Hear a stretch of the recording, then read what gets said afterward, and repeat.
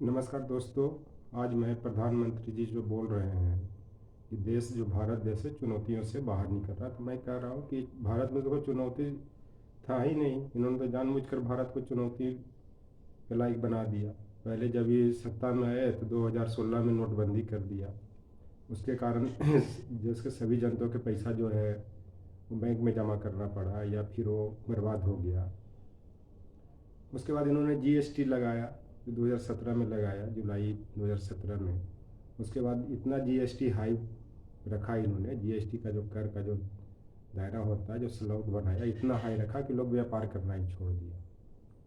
उसके बाद इन्होंने जो अभी 2020 में जो लॉकडाउन लगाया, लॉकडाउन में देखे कि देश की अर्थव्यवस्था धराशायी हो गई। समय पूर्व लॉकडाउन लगा दिया गया। लॉकडाउन ने किस तरह से देश की अर्थव्यवस्था को बर्बाद कर दिया है कि किसी से छिपा हुआ नहीं है। आज तो देश में जो सबसे बड़ी चुनौती मुझे लग रहा है वो है जो सांप्रदायिक सौहार्द स्थापित करना, संविधान को बचाए रखना, दंगा हो रहा है उसको रोकना, मॉब लिंचिंग को रोकना।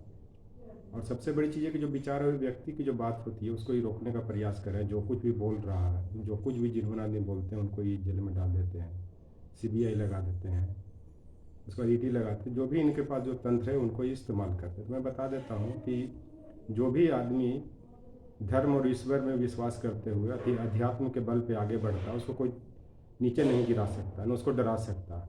वो आगे बढ़ते ही रहेगा। और मैं इसमें ये भी चीज़ बताता हूँ कि आप जो इस जो देश को जो लोकतंत्र और संविधान को उसी तरह से समझे जैसे आप मंदिर में जाते हैं। और देश को चलाने के लिए मंदिर और संविधान ही होता है, वो लोकतंत्र है। और लोकतंत्र को समझिए। और जो भी इनका आज तक जो काम हुआ सब अधूरा ही है। जैसे मान लिया हाईवे अधूरा हुआ, विकास अधूरा है, अर्थव्यवस्था अधूरा पड़ गया है। इनके पर लोग बोलते भी इनका शादी भी अधूरा है, लेकिन कहते हैं फिर पूरा पूरा, इसलिए इनको फेंकू भी कहा जाता है। और एक चीज़ मैं बताता हूँ कि एक जाको राको साइयाँ मार सके न कोई। इस संदर्भ में यह कहना चाहता हूँ कि जो भी जिनको ये डराने की कोशिश करते हैं या इनकाउंटर करवा रहे हैं, यूपी में इनकी सरकार ने कराया है, तो योगी जी हैं। और जी बहुत लोग को भी इनकाउंटर, लेकिन वो बच गए। तो वही चीज़ है कि जो कुछ बोल रहे हैं इनको सीबीआई ईडी लगा करके जेल में डाल रहे हैं। तो उसके लिए कोर्ट बना हुआ है, चाहे हाई कोर्ट है, सुप्रीम कोर्ट, उनको बेल ही मिल जा रहा है। तो एक तरह से कोर्ट में जो उपस्थित होते हैं न्याय करने वाले जो न्यायाधीश हैं, एक तरह से वो भगवान जाको राको साइयाँ, इसी के संदर्भ में मैं कह रहा हूँ। आप इसी से अंदाज लगा सकते हैं देश में क्या चल रहा है, नहीं चल रहा है।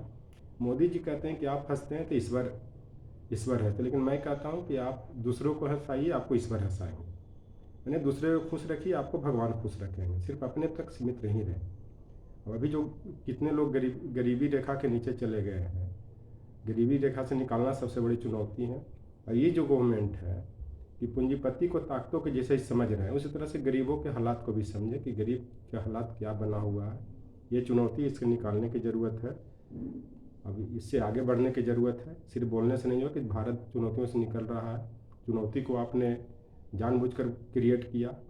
आज भी जिस तरह से विश्व के जो देश हैं वो भारत को नेतृत्व स्वीकार करने के लिए तैयार है, क्योंकि सारी उथल पुथल एशिया में ही मचा हो, चाहे पश्चिमी एशिया में हो, चाहे अफगानिस्तान में हो, चाहे पाकिस्तान में हो।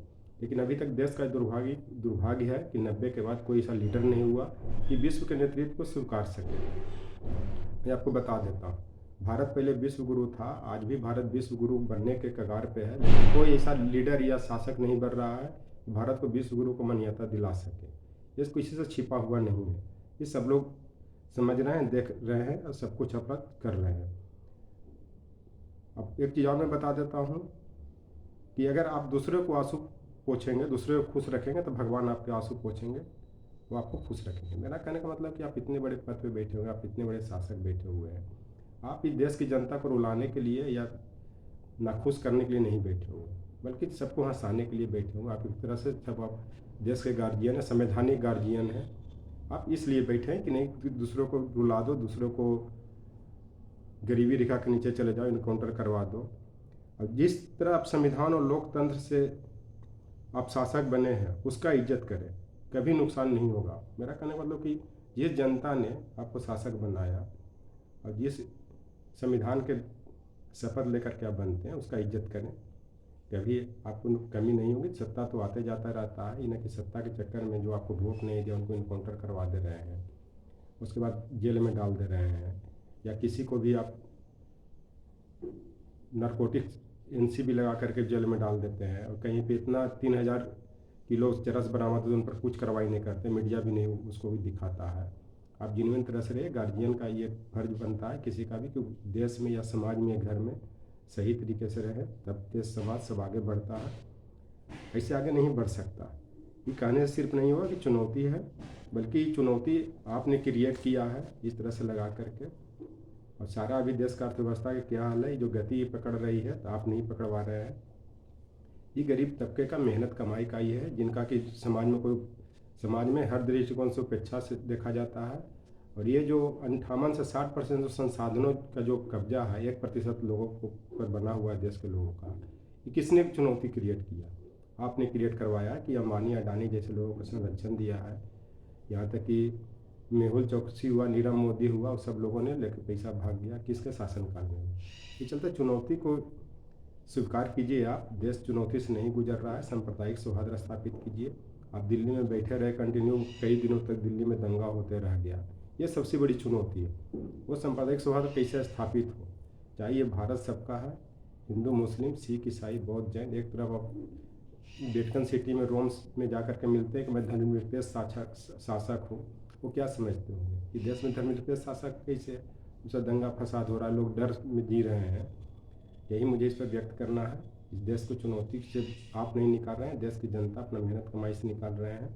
आप इनको सहयोग करें, आगे देश अपने आप बढ़ेगी। Thank you.